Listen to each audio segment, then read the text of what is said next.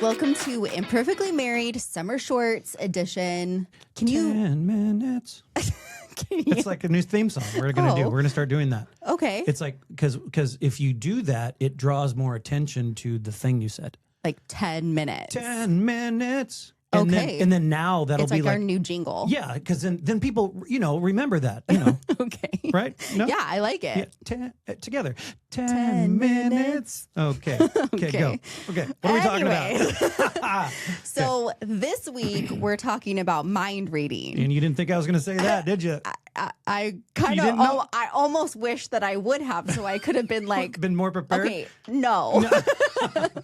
No, it's fun. Here we go. So, but I do feel like, we talk about this all the time. We're Yeah. always talking about communication. And I think that mind reading is something that can be stopped easily with just a few little tweaks within our communication, Totally. within our marriage, within even our day-to-day going abouts. And I think sometimes we put so much assumptions on our spouse.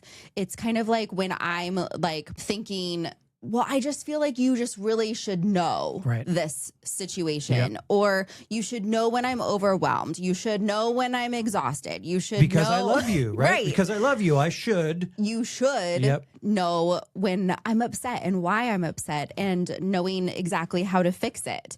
But the biggest thing is that you really should know what I want for my birthday. Pots and pans, vacuum, Oh, stop it. But in reality, cleaner. stop it, because that's not true. Okay. But in reality, I think one of the biggest communication mistakes in marriage is expecting our spouse just to know what's on our mind and read our minds, right? And then we get frustrated because now the unsaid expectation isn't being met.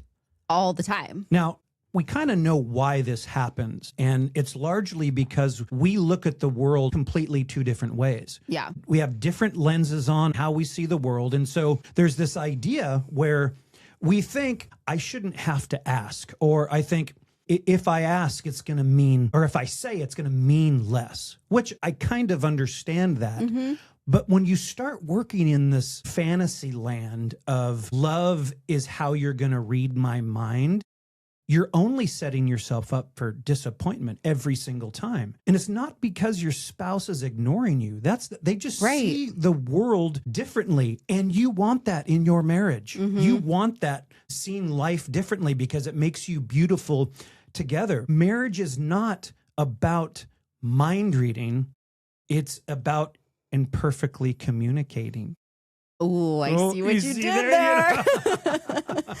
No, but I think that it's so true, because I know that there's been so many times in our relationship that I've done things hoping that you would say something or notice. It's kind of like, if I'm cleaning the kitchen, is he going to even notice? Or I put away all the laundry. Hello. And I have no idea I'm supposed to say anything. And sometimes Totally. don't even notice. And I think that it's not even just about doing chores. It's about caring for me. So with planning a date night or knowing when I need my space, or I think that you should know when I'm really stressed out. There's so many things that we start putting on our spouse that it's like, you should know. You always say that, don't shit all over me.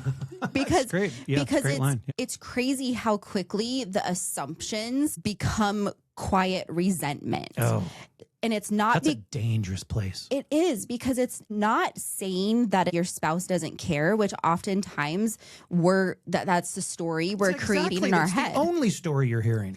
And it's really just because you don't know that I'm really stressed. You don't know that I'm overwhelmed, or you don't know that I want you to plan that date because I haven't communicated that to you. Well, there's also this idea of looking at it on the other spouse's side, to where I would want to know those things. I do want to care for you. I do want to be the one to help you when you're stressed out or take something off your hands. Now, when you think about it, you're not letting your spouse do the thing that they want to do because they don't know exactly how to do it, because they may not understand where you're at, what you're thinking, all of the stuff that happened in your day. Even though I would want to, now I can't, because your expectation or my expectation would be, we need to be a mind reader. The good news is there is a better way. Yeah. There's absolutely a better way to do it. And because you can replace assumptions with clarity, right? It seems very obvious that that could be the case, but in many relationships, you don't operate like that. So instead of, well, you should know, maybe you replace that with, can I tell you what would really help me today? Instead of silent resentment or silent disappointment, maybe it's, here's what I need. This is what I need today. And one thing is interesting is that healthy marriages often have communication that's vulnerable because it feels that way. Good communication in a marriage is often very vulnerable, which I think is why we avoid it sometimes, because it makes us feel like we're weak. I'm speaking from my perspective. It would make me feel as if I'm weak, but there's one phrase. There's one phrase and actually one habit that couples can do to really change their marriage when it comes to this type of idea. And it's, can I tell you what I need right now? Yeah. Oftentimes we think that's a weak move, but it's actually wisdom. But I also think that what's really interesting about that phrase is that it opens you up to be vulnerable because you're now exposing your need. And you are opening yourself up for that need not to be met, even with saying it. And that can be a really scary place in marriage. But it's like, trust the process, because every time that you do it, and it may not be done perfect, right? It might be done imperfectly, but every time you do open yourself up to be vulnerable like that, it helps that bridge that communication gap that we sometimes have within marriage. Well, the reality is that clarity is literally one of the greatest gifts you can give your spouse. Yes. I mean, honestly, that they don't have to guess through it. They don't have to try to decipher your silence. I mean, think about that. If I can give you truly what it is, oh my gosh, wouldn't you love that? Especially in our marriage. I always think you know what I'm thinking. And I make that sometimes I do. I would say 70, 80%, because I'll just pick up a conversation and you're like, most of the time you got it, but then you're like, what are we even talking about? Yeah. Oh, remember 6 days ago when we were, totally. Yeah.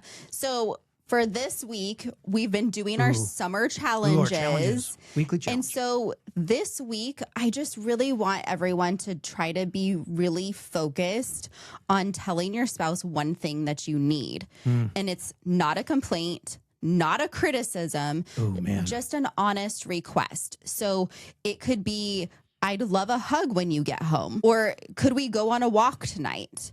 Or I need you to ask me how my day was. Those types of things are feeding an internal need. So what you're really saying is, I need quality time.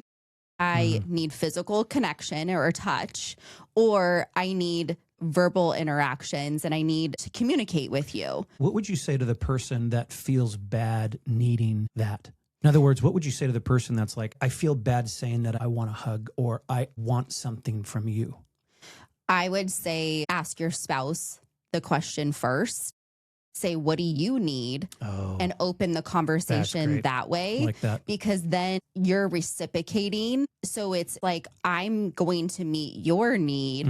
And so then your need doesn't feel as big of a burden. Because I would have to imagine that if you have a healthy marriage, that you both are in team mode, then you're both wanting to help each other and meet each other's needs. So I do think that there is something that's beautiful to that. If you start the conversation, you're never going to be a burden to your spouse. And I think that as women, especially, I think we need to hear that it's like our needs are not a burden. No, they're not. And it's okay to be vulnerable and ask for something, but also knowing that your expectations may not be met to the level that you're wanting. Like that's a great point. If you're saying you got to be ready for less. I need a date night.